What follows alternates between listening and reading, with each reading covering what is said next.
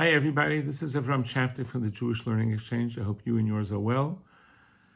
As the world continues to spiral out of control, we always have to remember that there's nobody but God who we can rely on and turn to and hope for and pray to that the hostages come home and the soldiers and all the Jews around the world are safe. Does spirituality have any place in the physical world? Or is it just something that goes straight up to heaven and stays there? Well, we're going to see in next week's portion, Parshat Behar, say that there's some clear physical manifestations, consequences of the choices. If we behave well and do follow the Torah, then good things will happen, and God forbid it, the opposite. And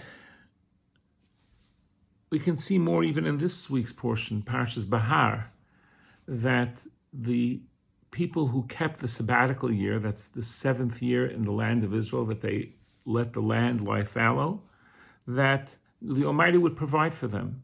And we know that there are many miraculous stories of how farmers managed to survive in spite of not working the field in the Shemitah, the 7th year, the sabbatical year. But let's take it a step further. Spirituality manifests itself in the physical world in another way as well. I've had the honor and pleasure of knowing people that have changed their lives because of the choices they've made. They got more involved in Torah and mitzvahs, and it's transformed who they were, their character, their personalities, to become more caring and loving and to become better people. More than that, I've had the privilege and honor of seeing great rabbis who their spirituality shines through them. They're shining countenance. There's like an awe and reverence that comes through when you see them. They have like a glow. It's really very special. But I'd like to take it even a step further, that spirituality manifests itself in the physical world in another way as well. There was a great Hasidic rabbi, the Ribnitzer Rebbe. There's a book about him that's fascinating. That I happened to have met. I had the honor and pleasure of meeting him, and he had a very interesting custom. If a man wanted to shake his hand, the man had to immerse himself in a mikveh, in a ritual water, to purify himself. And the Ribnitzer Rebbe didn't ask anybody if he did, but he was able to detect before he shook your hand. And if you didn't go to the mikveh, he put a towel between his hand and yours and shook it that way. But if you went to the mikveh, he removed the towel and was able to shake your hand. How did he know that? Amazing. He never asked. He just knew. But I'd like to take it even a step further. And that's related to a different aspect of this parasha, besides the important mitzvah of remembering that God is in charge, and that's why we have the sabbatical year. But there is another important mitzvah in the Torah, in this week's portion, about not aggrieving somebody, not causing somebody pain. One time in the parasha it talks about not doing it financially, and later on in the parasha it talks about not using hurtful words to make the person feel badly, not to cause anybody any pain. And there was a beautiful story. There was a great, fascinating rabbi named Rabbi Yaakov Yosef Herman, who lived in the United States, and his home on the Lower East Side of Manhattan was a bastion of Torah and mitzvahs and loving kindness, open home. And in 1939, he and his devoted wife moved to Israel, and they settled there, and they were living their lives there. Eventually, and again, beautiful home, and everybody knew they had a level of faith, and they lived life on a higher plane. Eventually, unfortunately, his wife passed away, and a relative of his came to live with him to help take care of him. He's an older man.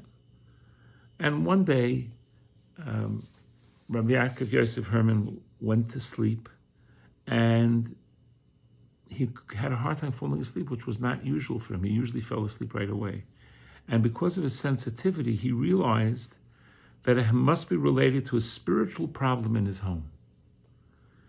He lay in bed thinking, what might have happened? What did he do wrong? What be causing this insomnia? But he couldn't come up with anything, so he eventually woke up the relative staying with him and asked him, what happened here today? He said, oh, nothing special. No, I need to know what happened today. Did anyone come visit? Say, yeah, your grandson came to visit. And what happened? Nothing much. We got into a little argument. And what else happened? And I jokingly told him, don't come back to visit your grandfather. And Rabbi Yaakov Yosef Herman was very upset. He said, come, let's get dressed. We're going to have to go visit him right away. He's an orphan, and we can't make him feel badly. Now, in the middle of the night, he's sleeping. I'll do it first thing in the morning. Nope, we got to go now. And he went to the house of the little boy named Avram, and he knocked on the door, and there was a light on in the dining room. And he said, Zaidi, grandfather, what are you doing here so late middle of the night? Why aren't you asleep? And Rabbi Herman asked him, why aren't you asleep? He said, I had a troubling story today. He said, what happened? And he realized, and he called in the relative and said, he's upset and he can't sleep. And the relative said, I feel so badly, I apologize. I really am sorry for what I said. I didn't mean it, I was just kidding, but please come back. Please, can you forgive me? And the little boy, yes, I forgive you. And they went back home, and he was able to go back to sleep. So, yes, there's a beautiful aspect of him being so sensitive to feel the negative energy that had the spiritual failing that the relative had said something harsh to the orphan, but that he wanted to take care of it right away, and he urged him to ask forgiveness, and he went at night to take care of it. All of these are important lessons about the importance of treating people well and being careful with our words. So have a great Shabbos, and we should realize that spirituality isn't just something up there somewhere in the sky. It's here on earth.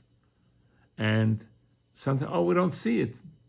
But guess what? Radioactivity you don't see either, but with the right equipment, you can detect if it's there and measure the amount of radioactivity.